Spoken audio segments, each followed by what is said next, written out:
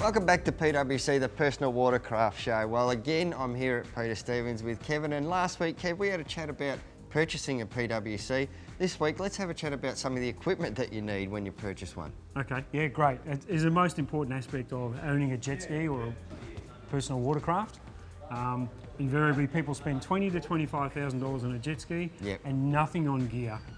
Now, what sort of gear do I need? Like, I reckon just a pair of boardies would be fine, wouldn't it? It's going to be summertime when I'm riding it, and maybe a life jacket and if I fall off. Is that about it, really? Yeah, look, you can get away with that, as most riders do, but it's not the way to do it. You're most likely going to get hurt. What we're looking for when we want gear is to make sure it's light, windproof, and protects your body. If you come off a personal watercraft at speed, we have cavities in our body. When we land in the water, we don't want to receive an enema. So it's important we protect ourselves. So how do we protect ourselves, mate? Because I see that, you know, you wear a wetsuit and we've been hooked up by Jet Pilot with wetsuits, and we're probably just lucky, but is that the case? Just go out and buy a wetsuit? What's the deal? No, we do need to look at a specialised wetsuit for personal watercraft. So a surfer can't just get a wetsuit and go? No, it's going to be too heavy. It's going to not really suit what we want to do. We're not in the water all the time. We're actually exposed to the wind a lot of the time. Right. So we need to protect ourselves from wind buffeting. All right, Kev, so what sort of wetsuit are we really talking about here, mate? Okay, we're going to be looking at something that we have here. It's a Jet Pilot two-piece wetsuit. Right. And it's designed for the personal watercraft. Why two-piece? Can you get a one-piece or what? You can get a one-piece, but we like the two-piece because when we get hot, we're not in the water all the time. Right. So when we get hot, we may need to take gear off and take it away. Okay. And that's why we have a separate vest for the top part of the body. All right, beautiful. Now we need that vest to protect ourselves from the wind. Wind's the most important aspect when we're on a jet ski. Right. Because we're getting water spray over the front of the craft. Yeah. And then it picks up with the wind and we're travelling along at anywhere up to 120 kilometres an hour. So we're going to get quite chilled. So we need the two-piece. So we put the two-piece on when we start. Yep. And then as we get too hot and we've been riding for a while, we then may take that gear off and go back to the one-piece. Now, as you can see, that suit is very light. It is, isn't it, for a wetsuit? It's like a triathlete suit, nearly. Absolutely. It's a bit like a skins. Yeah. Yeah, and we want that because we don't want anything flapping, so we want it tight on our body. Yep. We don't want anything flapping around in the wind that may snag on components of the ski. Now, this would be something that you would say is essential when you first buy a watercraft, but what about, you know, life jackets, those sorts of things? What else can you add to this? Oh, look, we've got shoes. Very important that we have the right foot gear.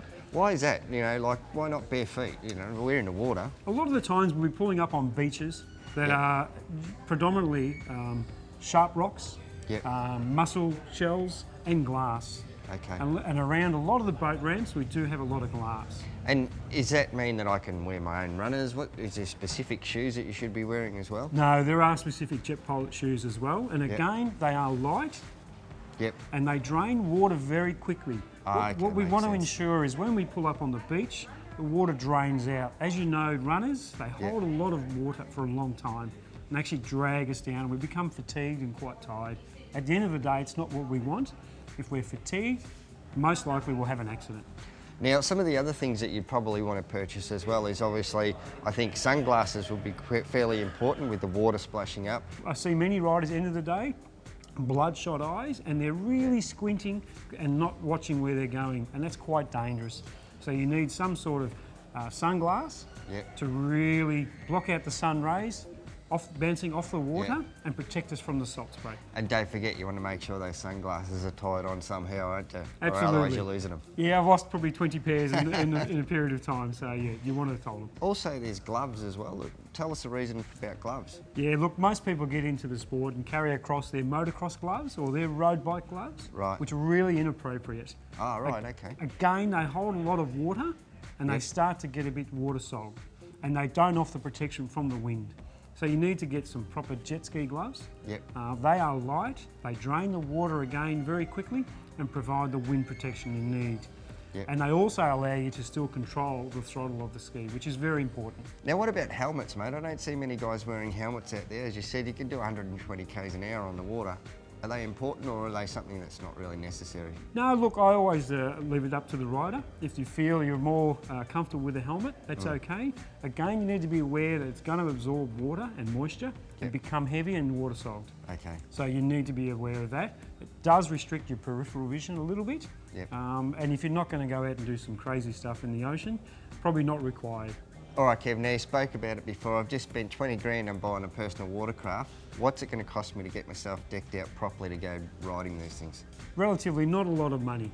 We'd want to get a wetsuit that's quite good, as we've explained. Yep. Anywhere from about $150 to $300, personal choice. Yep. Then we've got gloves, maybe $40 to $50. Sunglasses, $50. And boots, probably about $50. So not a big investment on the whole scheme of things. $500 you're probably done and dusted. Absolutely, yeah. It's unbelievable. It's cheaper than riding motocross bikes, really. Now, wear and tear, how long does it take for a wetsuit to wear out? I know with my riding gear, the dirt bike gear, I can wear that out in 12 months. In all the riding I've done, I haven't worn a wetsuit out yet. And how long's that be? Oh, lots of years. So you get good wear out of it as well, which is Absolutely, great. yeah. You're probably more likely to lose gear than wear it out. Oh, okay. Well, don't want to do that either, mate. Yeah, and the bay's quite deep. You're not going to go diving too quickly. Safety is a massive part of riding a PWC. Tell us a little bit about that too, Kev. The basic requirement we have on a PWC is a PFD, and that's a personal flotation device, and there are a few different types. And on a personal watercraft, there are 1, 2 and 3 class PFDs which are suitable. Right. We don't want anything loose whilst we're travelling along at 100 kilometres an hour. Yep. So what we're looking for is something that's tight fitting and sits snug. Like something a water skier might wear? Absolutely. So we don't want anything flapping around in the wind. Yep. So that's why we look at something like this, which has a zip and also the Velcro liners. Very important that it has a two-way effect of holding us tightly. Okay. It's a bit like a dirt bike too. Yeah. Because we don't have a kidney belt, Yeah. but this gives us some tight fitting and holds our internal organs from flapping around. Thicker the better, is that normally the case, mate? Or Not always. As light and as quickly as it can drain water, the better. We're looking for everything we do to drain water away. And we're looking at one here. This is designed for a personal watercraft and it suits our needs perfectly. It also has a ring to hold our lanyard. Yeah, mate, what's one of these things cost us? Okay, a bit like the wetsuit, anywhere from $80 to $200. Fantastic. Now, this is not the only safety gear you need. What else do we need? Okay, a lot of people get confused and they assume that because we are a watercraft, a marine vessel, we need the same gear as a boat. Our gear is slightly different. We need the PFD, we need to carry a flotation torch, so we need a torch that floats. If we're stuck out way in the bay, we need to signal someone that we're in trouble. Okay. Some people do get confused that we need flares and EPIRBs and the like.